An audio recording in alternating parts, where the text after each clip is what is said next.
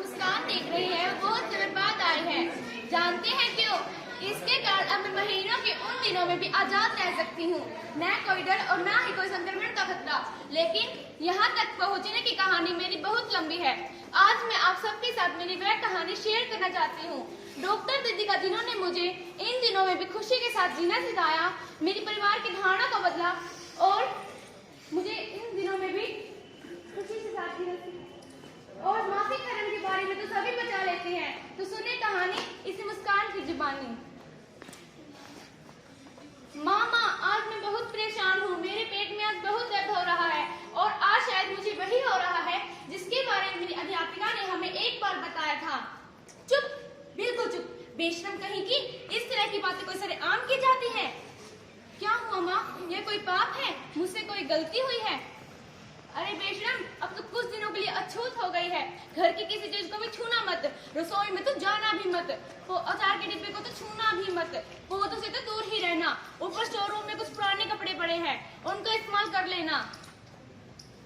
मैं घबरा गई और मैंने अपने आप को एक कमरे में बंद कर लिया। तरह तरह के दिमाग में ख्याल आने लगे। मुझे लगा कि मैं कोई मुजरिम हूँ और किसी को पता न चले। मैं कहीं आ जा भी नहीं पाती थी।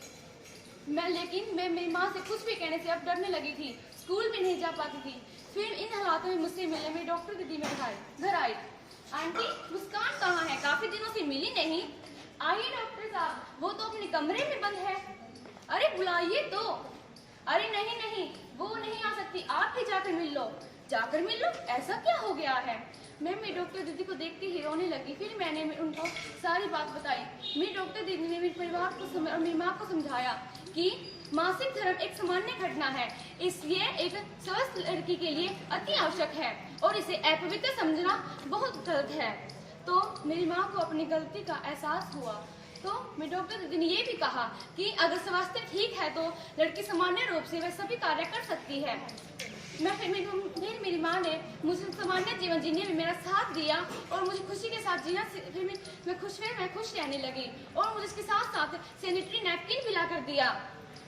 और आज मैं सचमुच खुश हूँ और मेरे चेहरे पर सचमुच मुस्कान है। मैं आप सबसे एक ही अपील करती हूँ कि मासिक धर्म को हमला ना बनाए, इसे सामान्य समझे। हर लड़की को अपने सपने देखने का और पूरे करने का अधिकार दे। धन्यवाद।